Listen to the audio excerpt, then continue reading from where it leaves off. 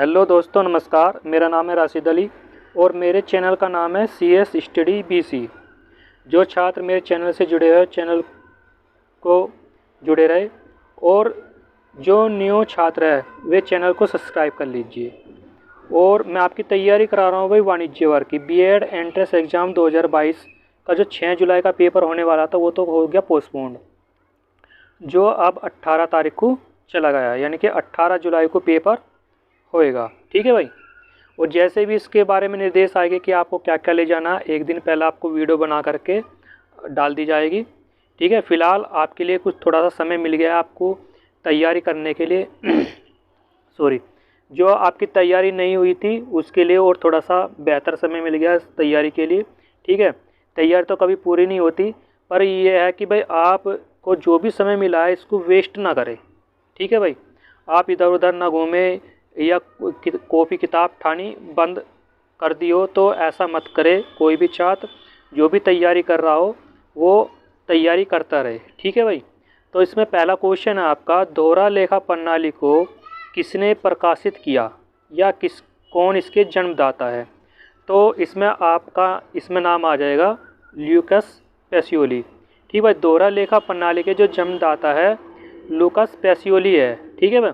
ये क्वेश्चन भी बहुत बार पूछा जाता है एग्ज़ाम के अंदर और पूछा भी गया है। नेक्स्ट क्वेश्चन आपका जो है, दोहरा लेखा प्रणाली का जन्म कब हुआ, यानी कि किस सन में दोहरा लेखा प्रणाली का जन्म हुआ था। तो सन है इसमें आपका भाई 1494।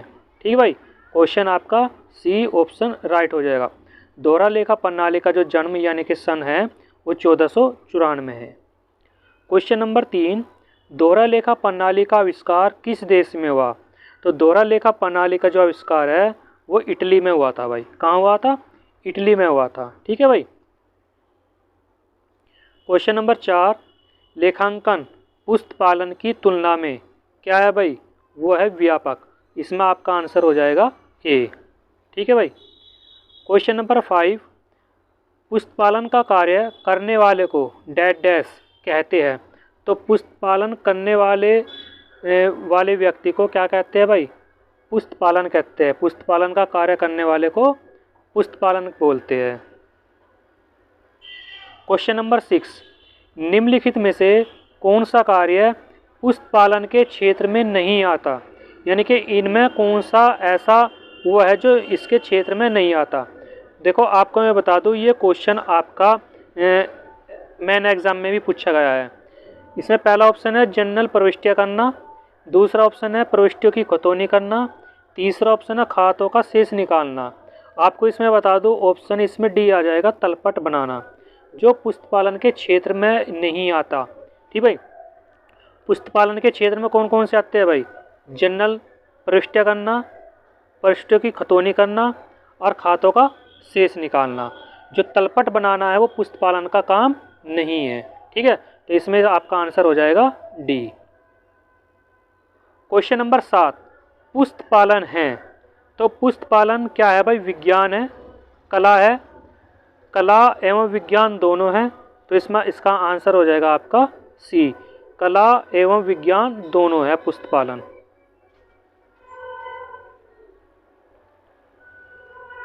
क्वेश्चन नंबर 8, अंतिम स्कंद का मूल्यांकन किया जाता है। ये भी क्वेश्चन बहुत बार पूछा जाता है भाई, अंतिम स्कंद का। तो आपको मैं एक चीज़ बता दूं, अंतिम स्कंद का मूल्य लागत मूल्य और बाजार मूल्य में जो दोनों में कम हो, ठीक, दोनों में कम हो, तो इसमें आपका आंसर C चला जाएगा। लागत मूल्य और बाजार मूल्य में जो दोनों में कम हो वो अंतिम स्कंद का मूल्यांकन किया जाता है आर्थिक चिट्ठा बनाने के लिए, यानी कि बैलेंस शीट बनाने के लिए। क्वेश्चन नंबर 9, लेखांकन की मान्यताएं है। तो लेखांकन की मान्यताएं विनिमय है, अवधि है या माप की इकाई है, इनमें से सभी।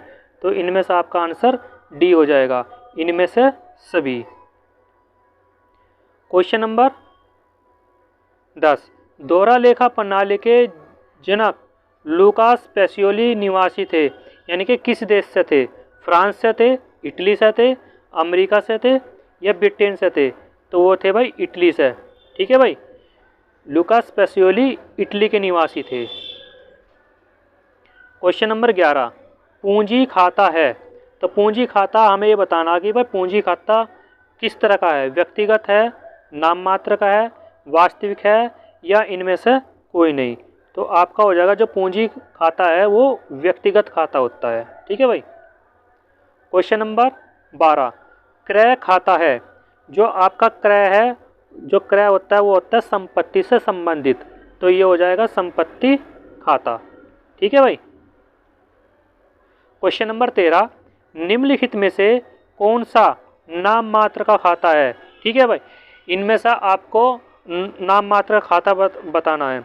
तो इसमें आपका हो जाएगा वेतन खाता। जो वेतन है वो नाम मात्र के खाते के अंतर्गत आते हैं, यानी कि जितने भी आपके खर्चे हैं वे सारे आपके नाम मात्र के खाते में आते हैं। ठीक है भाई। और जो आपके जो वास्तविक खाते हैं, ठीक क्या है भाई, जो आपके वास्तविक खाते हैं वे सारे आपके आ जाएंगे एसेट से संबंधित। ठीक भाई, जितनी भी संपत्ति होती है वे आपके वास्तविक से आ जाएंगे। और जो व्यक्तिगत है, यानी कि जो व्यक्तिगत खाते जैसे पूंजी हो गया, किसी व्यक्ति का नाम हो गया, किसी संस्था का नाम हो गया, ठीक है भाई, किसी बैंक का नाम हो गया, तो वो व्यक्ति से संबंधित हो जाएंगे, तो वो होते हैं व्यक्तिगत खाते। क्वेश्चन नंबर 14, जर्नल तैयार करते समय उसमें कितने खाने बनाए जाते हैं। तो जो आप जर्नल का प्रारूप बनाते हो, ठीक है भाई, जर्नल प्रविष्टि का प्रारूप बनाते हो, तो उसमें पूछ रहा कितने कॉलम होते हैं, कॉलम यानी कि कितने खाने होते हैं। तो उसमें होते हैं भाई 5। कितने होते हैं भाई, 5 कॉलम होते हैं। पहला कॉलम हो जाएगा आपका डेट का, ठीक है भाई, दूसरा कॉलम हो जाएगा आपका पर्टिकुलर का, फिर तीसरा कॉलम हो जाएगा LF का यानी कि खाता संख्या, चौथा कॉलम हो जाएगा अमाउंट का यानी कि डेबिट साइड, पांचवा कॉलम हो जाएगा फिर अमाउंट का यानी कि क्रेडिट साइड। इस तरह आपके 5 कॉलम होते हैं, यानी कि 5 खाने होते हैं जर्नल प्रविष्टियां बनाने के। ठीक है भाई।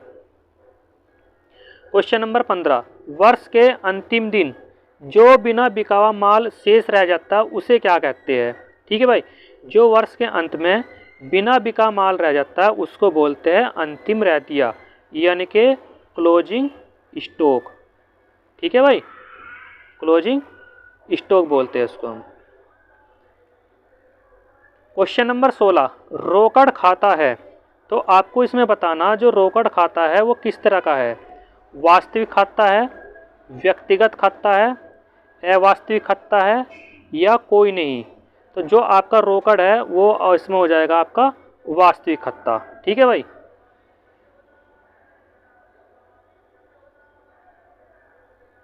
क्वेश्चन नंबर 17, चेक है। चेक किस तरह का है, चेक इसमें आपका एक बैंकिंग प्रलेख है। क्या है भाई, इसमें चेक जो है एक बैंकिंग प्रलेख है। ठीक है भाई, तो इसमें आपका आंसर बी राइट हो जाएगा।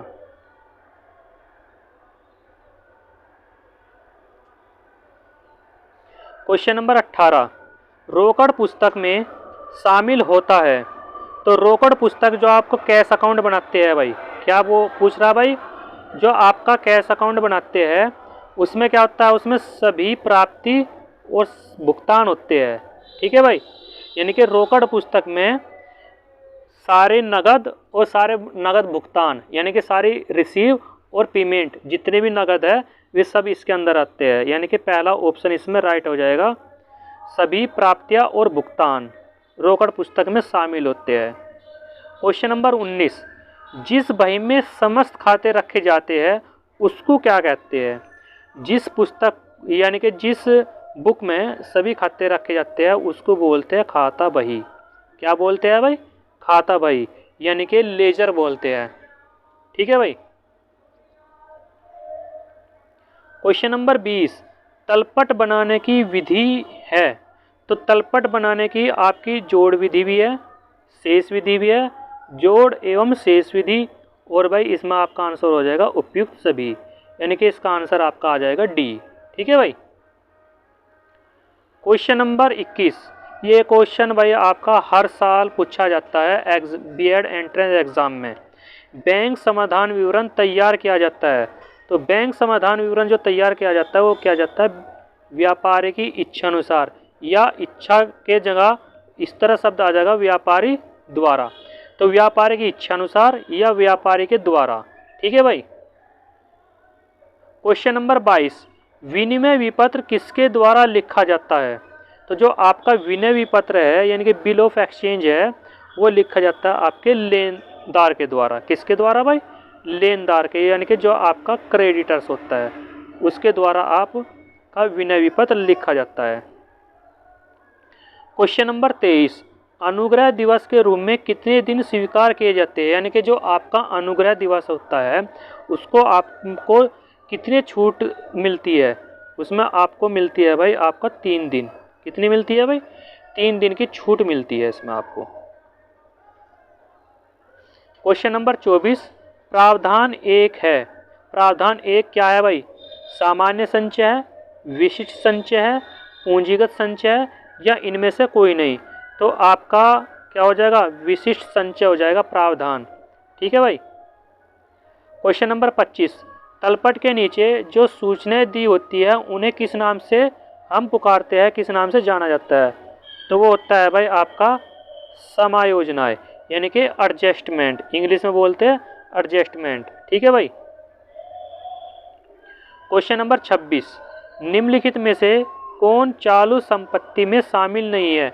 यानी कि इसमें आपको बताना जो करंट एसेट है कौन सा शामिल नहीं है। देखो आपको व्यापारिक रहतिया यानी कि क्लोजिंग स्टॉक, ये भी आपका चालू संपत्ति में आ जाएगा। रोकड़, ये भी आपका चालू संपत्ति में आ जाएगा।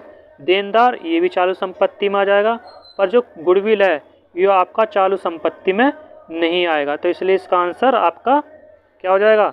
इसमें आंसर हो जाएगा बी। क्वेश्चन नंबर 27, अंतिम खाते में अदत्त व्यय के समायोजन का लेखा किया जाता है। तो अंतिम खाते बनाते समय जो आपकी आउटस्टैंडिंग होती है, एडजस्टमेंट होती है, यानी कि एडजस्टमेंट में जो अदत्त व्यय होते हैं उसको 2 स्थान पर लिखते हैं। ठीक है भाई, एक तो प्रॉफिट एंड लॉस अकाउंट में और बैलेंस शीट में। ठीक है भाई। क्वेश्चन नंबर 28, चालू संपत्तियों में शामिल नहीं किया जाता। तो जो आपका अभी देखो एक क्वेश्चन और पूछा था, दूसरा क्वेश्चन और आ गया। जो चालू संपत्ति में क्या शामिल नहीं किया जाता? देखो ये भी शामिल किया जा, व्यापारिक रहतिया भी शामिल किया जा, अग्रिम भुगतान भी शामिल किया जा, पर फर्नीचर शामिल नहीं किया जाता। ठीक है भाई, इसलिए इसका आंसर आपका डी, क्योंकि फर्नीचर जो है आपका फिक्स एसेट है, चालू संपत्ति नहीं है, ये आपकी फिक्स एसेट है, इसलिए इसका आंसर आपका डी हो जाएगा। क्वेश्चन नंबर 29, निम्नलिखित में से कौन स्थायी संपत्ति की श्रेणी में नहीं आता? यानी कि फिक्स एसेट में नहीं आता। देखो भूमि और भवन ये भी फिक्स एसेट है, मशीनरी ये भी फिक्स एसेट है, फर्नीचर ये भी फिक्स एसेट है, पर आपकी जो गुडविल है वो फिक्स एसेट में नहीं आता, ये नहीं आती। ठीक है भाई। क्वेश्चन नंबर 29, निम्नलिखित में कौन चालू संपत्ति नहीं है? देखो कई क्वेश्चन हो गए चालू संपत्ति के, तो इसलिए आप बहुत ध्यान से इस वीडियो को देखना, बहुत ही इंपॉर्टेंट क्वेश्चन लिए गए हैं। ऐसे ही आपके जब तक पेपर नहीं होता आपके ऐसे ही मैं वीडियो डालते रहूँगा, आपकी तैयारी ऐसी करा दूंगा कि आप 50 में से 85 क्वेश्चन कर आओगे। ठीक है भाई। तो निम्नलिखित में से चालू संपत्ति नहीं है, तो इसमें जो आपकी चालू संपत्ति नहीं है, करंट एसेट नहीं है, वो है आपकी प्रारंभिक व्यय, यानी कि ये आती है मिक्स एक्सपेंस में, मिक्स उसमें प्रीमियल्सी एक्सपेंस में। देखो व्यापारिक रहती है आपका चालू संपत्ति है, भुगतान की गई अग्रिम वेतन ये भी आपको चालू संपत्ति आ जाएगी, देनदार ये भी चालू संपत्ति है, पर प्रारंभिक व्यय जो है वो चालू संपत्ति नहीं है। क्वेश्चन नंबर 31, ऋण तथा पूंजी पर ब्याज एक प्रकार का है। ठीक है भाई, तो आपको मैं बता दूं इसमें इसका आंसर हो जाएगा डी, इनमें से कोई नहीं है भाई। बिक्री तथा विवरण व्यय ना ये है, वित्तीय व्यय ये भी नहीं है, प्रबंध का व्यय ये भी नहीं है, तो इसमें आपका डी ऑप्शन राइट हो जाएगा। ठीक है भाई। तो ये आपके 31 क्वेश्चन मैंने आपके लिए मतलब लिए थे। बाकी जो मेन इंपॉर्टेंट क्वेश्चन लाऊंगा मैं अब जो आपको हर साल क्वेश्चन पेपर में देखने को भी मिलते हैं, मतलब ठीक है, ये वे क्वेश्चन है जो हर साल पेपर में आते हैं इस टाइप के क्वेश्चन। ठीक है भाई, तो चैनल को सब्सक्राइब कर लीजिए अगर आप नए हो। ठीक है, तो इस तरह मैं आपके लिए वीडियो डालता रहूँगा और आपकी तैयारी कराता रहूँगा। ठीक है भाई, जय हिंद जय भारत।